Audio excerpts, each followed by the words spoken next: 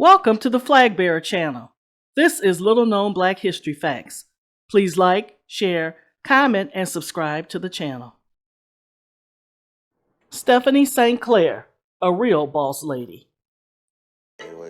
In the 1920s, Stephanie St Clair built a gambling empire in Harlem and left an unforgettable mark on New York City history. Stephanie St Clair became the Numbers Queen of Harlem. A gangster, civil rights advocate, fashionista, and businesswoman, she took on one of the biggest crime bosses of the era and lived to tell about it. St Clair was bold, audacious, and flamboyant. She was known as a risk taker. In the era of Prohibition, St Clair was the street-savvy black woman who reigned supreme as she created Harlem's first female-owned Policy Rackets bank and amassed wealth through illicit activity that was dominated by men.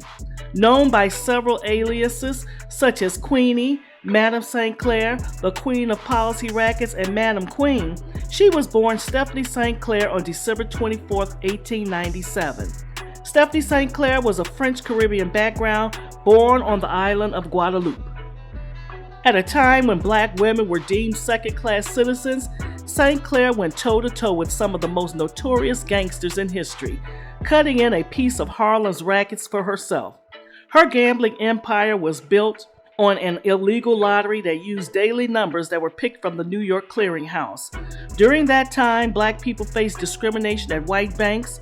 The numbers game allowed them to invest their money in their own way. St Clair made a name for herself in New York City and became an integral part of the underground economy there. Policy banking wasn't legal, but it was one of the few options offered to black Harlem residents who wished to invest their money. It was also a predominantly black industry, which allowed many bankers to have a sense of urgency that would not be possible in white-dominated fields. St Clair was protected by many men, but her strongest ally was Ellsworth Bumpy Johnson. Bumpy Johnson acted as her enforcer. With the protection of men, her fierce attitude, and street smarts, St Clair was able to make $250,000 a year with the Numbers Bank, making up to $7,000 a day according to her. Known for her extravagant looks and lifestyle, St Clair resided in a townhouse in the Sugar Hills section of Harlem. Because of her success with the numbers game, she reportedly accrued a personal fortune of about $500,000. That's equivalent to around $8 million today. But her obvious wealth attracted attention from law enforcement. On December 30, 1929, the New York Police Department arrested Stephanie St Clair, which resulted in a nearly year-long prison sentence in a workhouse. When she got out, she swore revenge on the cops who had disrupted her money flow.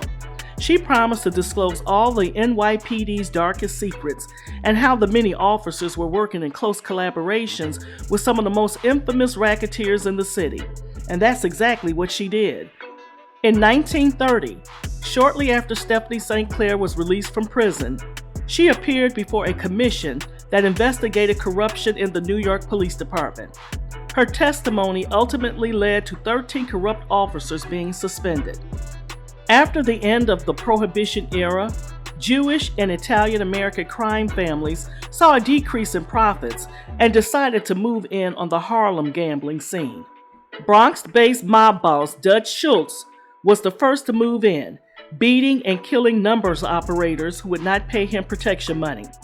St Clair and her chief enforcer Bumpy Johnson refused to pay protection to Schultz, despite the violence and intimidation by police. St Clair responded by attacking the storefronts of businesses that ran Dutch Schultz's betting operations and tipping off the police about him. This resulted in the police raiding Schultz's home, arresting more than a dozen of his employees, and seizing approximately $12 million.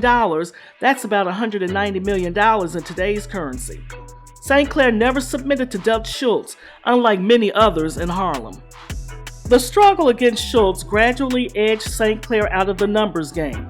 She began taking out newspaper ads as a sort of insurance policy against the police and Schultz, publicly stating where she was and what she was doing so that everyone would have a record of it. Dutch Schultz was assassinated in 1935 on the orders of the head of the New York crime family, Lucky Luciano. Although St Clair was not involved in his murder, she was remembered for sending a telegram to his bed that stated, As ye sow, so shall ye reap. The telegram reportedly made headlines across the nation. After St. Clair's struggles with Schultz, she became legitimate and stayed away from the police. She passed her criminal enterprise on to Bumpy Johnson. Stephanie St. Clair advocated for the civil rights and economic progress of Black people. After passing on the business, she remained mostly secluded and out of the spotlight. St. Clair passed away quietly in Harlem in December 1969. Her Numbers racket had employed many people in the community who were unable to find work. In addition to this, she used her financial and social influence to inform Harlem residents of police corruption and police brutality.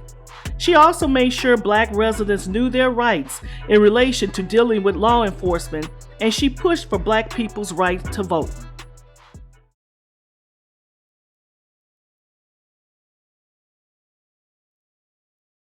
Until next time, if you like little-known history facts as I do, please like, share, comment, and subscribe to the channel.